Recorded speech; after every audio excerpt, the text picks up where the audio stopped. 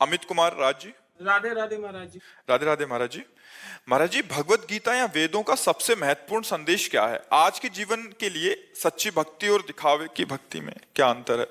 पहला, हर शास्त्रों का एक ही संदेश है, अज्ञान का नाश करके अपने स्वरूप में स्थित हो जाओ, अर्थात भजन करके भगवत प्राप्त हो जाओ। भक्ति में भजन करके भगवत प्राप्त हो जाओ, ज्ञान में अज्ञान का नाश करके अपने स्वरूप में स्थित हो जाओ, अष्टांग योग में अपनी चित्तवृत्ति का निरोध करके परमात्मा प्राप्त हो जाओ। सब शास्त्रों का, सब साधनों का एक ही फल है। सब साधन कर यह फल सुंदर, प्रभु पद पंकज प्रीति निरंतर। अंतर रहित भगवदाकार वृत्ति, यही सब शास्त्रों का सार है। और आज हो चाहे कल हो, भक्ति का स्वरूप नहीं बदलता है, वही भक्ति का स्वरूप है। जब तक संयम से नहीं चलोगे, पापाचरण का त्याग नहीं करोगे, और जो शास्त्र आज्ञा तस्मात् शास्त्रम प्रमाणम ते कार्याकार्यो व्यवस्थितो, जो शास्त्र विधान है उसके अनुसार नहीं चलोगे तो भक्ति का रंग नहीं आएगा। पाखंड भले कर लो, चार लोग तुम्हें प्रणाम नमस्कार कर लेंगे, लेकिन भगवत साक्षात्कार नहीं हो सकता। भगवत साक्षात्कार तभी हो सकता है जब इंद्रियां जो हमारी प्रकृति की तरफ जा रही, मना कष्टान इंद्रियाणी प्रकृति स्थान कर सती, उनको मोड़ करके परमात्मा में लगा दे।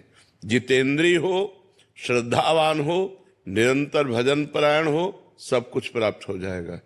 अगर जितेंद्री नहीं है, श्रद्धावान नहीं, भजन परायण नहीं है, तो पाखंड कर सकता है, ढकोसला नाटक कर सकता है, भक्ति नहीं है। भक्ति कोई साधारण वस्तु नहीं है। भक्ति अंतर की वृत्ति है। अगर वृत्ति भगवान में नहीं लगी और बाहरी ये भेष है, तो इससे कुछ नहीं होने वाला। और बाहरी वेश भी है और अंतर से उद्देश्य भी है, तो सोने पे सुगंध, फिर क्या कहना है। तो वेश में कभी कभी हम पाखंड का आश्रय ले लेते हैं, इसलिए बहुत सावधान रहना चाहिए। वेशधारी हरि के उर्शालय, यदि वेश केवल है, उद्देश्य नहीं है, तो बहुत बड़ा समाज का हानिकारक व्यक्ति वो है, बहुत बड़ा भ्रष्ट हो सकता है, क्योंकि उसका उद्देश्य ही नहीं है जितेंद्रियता, भगवत भक्ति, शुद्ध ज्ञान। तो इसलिए सब शास्त्रों का एक ही है कि अज्ञान का नाश करके स्वरूप में स्थित हो जाओ, निरंतर भजन परायण रहो। किसका? श्रुति जी, श्री हरिवंश महाराज जी। महाराज जी, आपके चरणों में कोटि कोटि प्रणाम।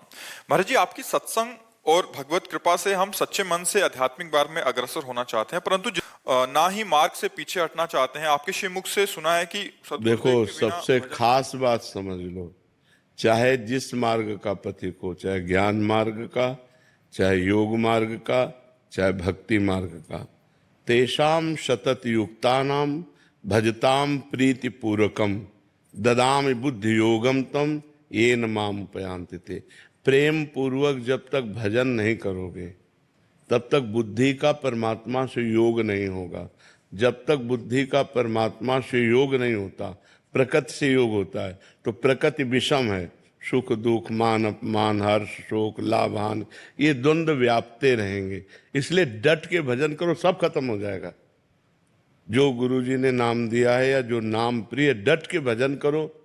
बारी मथे घृत होए बरु, सिकता ते बरु तेल, बिनु हरि भजन न भवतरी, या सिद्धांत पेल। राधा राधा राम राम राम राम हर समय जपो, देखो कितना विशुद्ध ज्ञान आ जाएगा, देखो कितना आनंद आने लगेगा, हर द्वंद्वों पर विजय प्राप्त कर लोगे। भजन नहीं करोगे तो फिर कोई साधन नहीं, सब साधन शून्य है। भजन अंक है, अंक लगे पर हर साधन 10 गुना लाभ देगा। अगर भजन नहीं हो रहा तो फिर कोई नहीं। भजन बहुत कठिन चीज है, हर समय भगवान का चिंतन करना ये बहुत कठिन चीज है। अगर ये कर ले गए तो इस दुरंत माया से पार हो जाओगे। देवी हेषा गुणमयी मम माया दुरत्या, ये जो भगवान की दुरत्य माया है, इससे पार वही हो सकता है जो भजन करता है, डट के भजन करता है, हट के भजन करता है। जो माया से, प्रपंच से हट के रात दिन भजन करता है, वो सब द्वंद्वों पर विजय प्राप्त कर लेता है। भजन के बिना सब अधूरी बात है। खूब भजन करो। किसका प्रश्न है? हाँ, भजन करो, सब ठीक हो जाएगा, सब ठीक हो जाएगा। और कुसंग ना होने पावे। अगर भजन हो रहा है और साथ में कुसंग हो रहा है तो ऐसा समझ लो कि गाय दूध देने वाली बढ़िया ले हम दूर रहे चलनी में। चलनी समझते ना, जिससे हम आटा छालते हैं, उसमें गाय दूर हैं। एक बूंद पीने को मिलेगा? नहीं मिलेगा, तब निकल जाएगा। तो आप नाम जप कर रहे हो, भक्ति कर रहे हो और व्यभिचार कर रहे हो, गंदे लोगों का संग कर रहे हो, गंदे दृश्य देख रहे हो, गंदी बातें कर रहे हो, तो चलनी में गैया दुहे और दोष दैव को दे, हरिगुरु कहो न मानई अपनो ही फल ले। वो मानो गाय को चलनी में दूरा कह रहा हमारे भाग्य में दूध नहीं लिखा है, कि पात्र बदल दे, पात्र सही पात्र में दूध तो तुम्हारा भाग्य भी हो जाए। भाग्य से भजन नहीं होता, भजन करने से भजन होता है। भाग्य में भजन नहीं लिखा, भाग्य में दो ही बातें लिखी, शुभ और अशुभ कर्म, पाप और पुण्य, उसका फल सुख और दुख, बस इतना ही लिखा है। जो नवीन कर्म करने के लिए हमें मानव देह मिला है, इसमें भाग्य को नहीं कोसते, इसमें हम इतने प्रवीण बनते हैं, इतने बलवान बनते हैं, रौंद दो भाग्य को और नए भाग्य की रचना करो। मनुष्य शरीर नए भाग्य की रचना के लिए मिला है, पुराने भाग्य से बर्बाद होने के लिए नहीं मिला। अब भजन नहीं हो, लोग कहते हैं जवानी में भजन करने के, जवानी कोई भजन करने की है क्या? जवानी ही भजन करने की है। अच्छा, बुढ़ापे में सोच भी लोगे तो क्या कर पाओगे? जवानी में सोचा और क्रिया में उतर गए।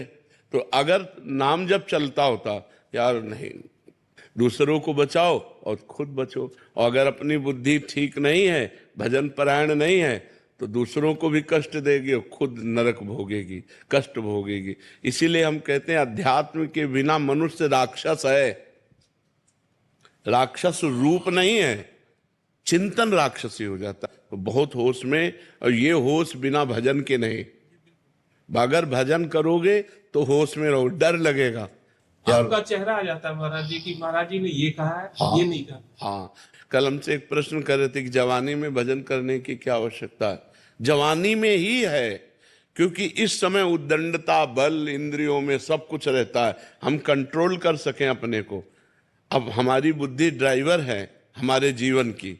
अगर बुद्धि शुद्ध है तो सही मार्ग पे चलेगी, और बुद्धि अशुद्ध है तो एक्सीडेंट करवा देगी, कहीं ना कहीं कोई न कोई घटना करवा देगी, पूरा जीवन बर्बाद हो जाएगा। इसलिए नाम जप करो। समस्याओं का समाधान भगवान है, इंसान नहीं है। भगवान हर समस्या का समाधान है। वो कर तुम अकर तुम अन्यथा कर तुम सर्व समर्थ है। भगवान को लेकर चलो। अब आप बड़े गर्व से घर से निकले, लौटोगे कि नहीं क्या भरोसा? घर से निकलो भगवान का चिंतन करते हुए, भगवान का स्मरण करते हुए। वो बचाएंगे, वो आपकी रक्षा करेंगे। इसका नाम मृत्यु लोक है, बड़ा भयावह है। कब कहाँ कौन सी घटना हो जाए कुछ पता नहीं है। आप किनारे किनारे रोड के जा रहे हो, गाड़ी बहकी हुई आ रही, आपको रौंद के चली गई।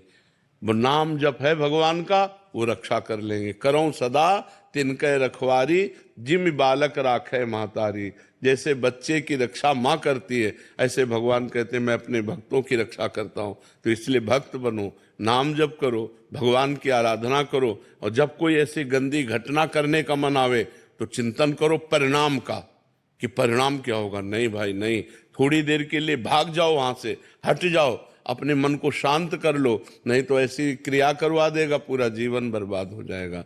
बहुत शांति से चलने के लिए मनुष्य जीवन मिला है, बहुत आनंद प्राप्ति के लिए।